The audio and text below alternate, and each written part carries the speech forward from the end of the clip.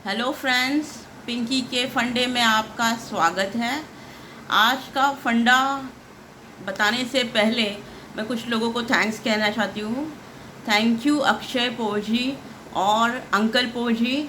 अक्षय पोजी जो है मेरी बेस्ट फ्रेंड रुचा पोजी का भाई है, और अंकल पोजी जो है वो उनके पिताजी हैं। उन्होंने मुझे अपना जो मोबाइल स्टैंड था वो उनको थोड़ा इनकन्वीनियंट लग रहा था, तो उन्होंने मुझे उठा के ऐसे दे दिया कि जा पिंकी जी ले अपनी ज़िंदगी। तो उसके लिए बहुत बहुत धन्यवाद। और thank you Nishad Wadke and Rucha Poji for giving feedback, very nice feedback. और थैंक यू चारू मिश्रा और Sandeep Nanivadekar for supporting me, for encouraging me. तो इसके साथ में अपना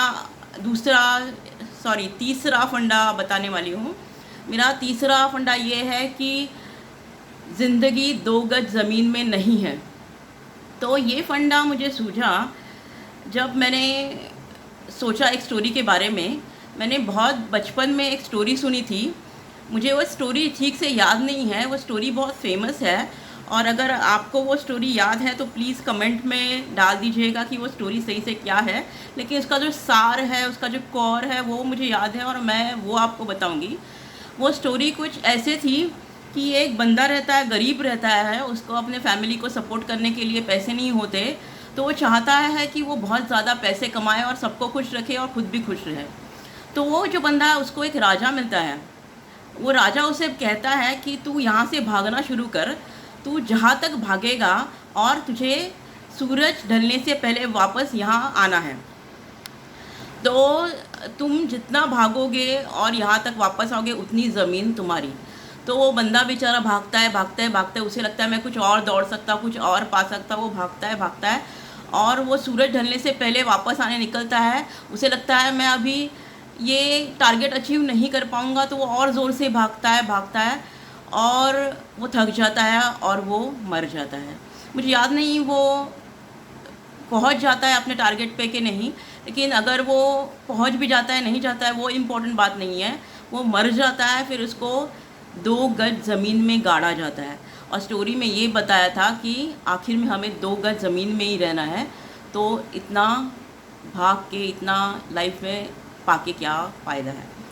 तो भैया लोग, मैं ये कहना चाहती हूँ कि 2 गज ज़मीन में मौत होती है, ज़िंदगी नहीं। अभी मैं कुछ एग्जांपल्स आपको दूंगी, मेरे रियल लाइफ के मैंने जाने हुए एग्जांपल्स मैं आपको दूंगी। इसके लिए मेरी एक फ्रेंड है अश्विनी जोशी, डॉक्टर अश्विनी जोशी, होम्योपैथी की डॉक्टर है। वेरी ब्यूटीफुल लेडी, ऐसा लगता है ऊपर से आसमान से अप्सरा आ टपकी है। She has very nice sense of humour too. She is very nice person, very adored by many people, और वो काफ़ी सक्सेसफुल है अपने लाइफ में। She practises in Borli, stage in Borli. She has very nice terrace flat, उसने फूल उगाए हैं, एंड शी इज़ वो अभी भी लाइफ में आगे जा रही है, और मुझे भरोसा है कि लाइफ में बहुत कुछ वो पाएगी। तो ऐसे लोगों को मुझे देख के लगता है कि हमें लाइफ में आगे जाना चाहिए, भागना चाहिए, अपने अचीवमेंट्स को पाना चाहिए। नहीं, अपने सपनों को अचीव करना चाहिए। तो दूसरा मेरा एक फ्रेंड है प्रणीत बिरजे, वो भी वैसा ये बहुत अच्छा बंदा है, very good looking and he is very intelligent. उसका सेंस ऑफ ह्यूमर भी बहुत बढ़िया है, और वो भी काफ़ी सक्सेसफुल है, यूएस में सेटल्ड है, and he is doing very well. और मेरी तीसरी एक फ्रेंड है वैशाली। वैशाली जो है वो भी काफ़ी सक्सेसफुल है अपने लाइफ में। She is a fashion icon. उसके कपड़े देख के ऐसा लगता है कि वाह, ये ड्रेस मुझे भी चाहिए। तो मैं ये 3 लोगों का ही नाम क्यों लिया, क्योंकि मैं ऑनेस्टली कहती हूँ, इन लोगों के पोस्ट मैं देखती हूँ, उन लोगों के अपडेट्स मैं कभी भी देखती हूँ, इनके बारे में मैं कभी भी सुनती हूँ, तो मुझे थोड़ी सी जलन की झुरझुरी अंदर जाती ही है। तो दीज आर सक्सेसफुल पीपल, जो मैं ऐसा नहीं कहूँगी कि पैसे के पीछे भाग रहे हैं। They are living a beautiful life, लोगों की हेल्प भी करते हैं, बहुत अच्छा कर रहे हैं। मैं ऐसा मानती हूँ कि पैसे के पीछे भागना या बहुत ज़्यादा अमीर होना या बहुत ज़्यादा सक्सेसफुल होना, इसमें कुछ बुराई नहीं है।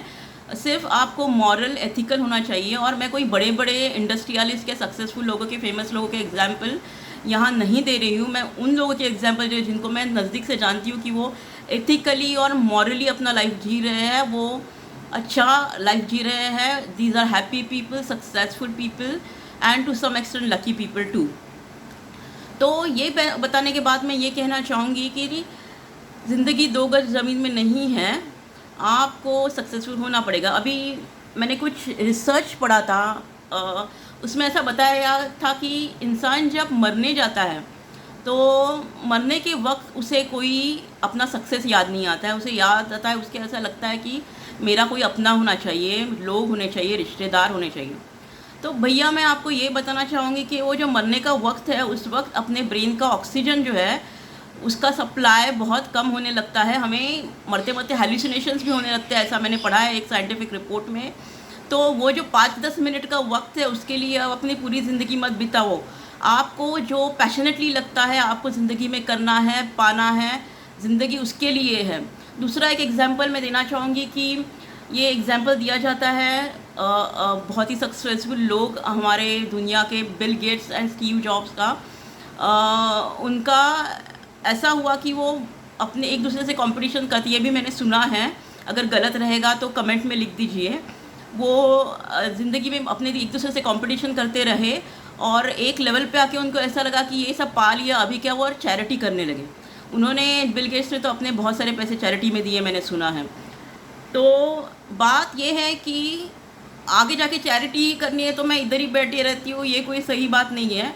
आपको भी देखना है कि उन लोगों ने ये सब कैसे पाया है, और आपको भी सक्सेसफुल होके चैरिटी करनी है। दुनिया में अच्छे लोगों का सक्सेसफुल होने की बहुत ज़रूरत है। अच्छे लोगों के पास पावर रहेगी, अच्छे लोगों के पास पैसे रहेंगे तो इस दुनिया में बदलाव आ पाएगा, ये मत भूलिएगा।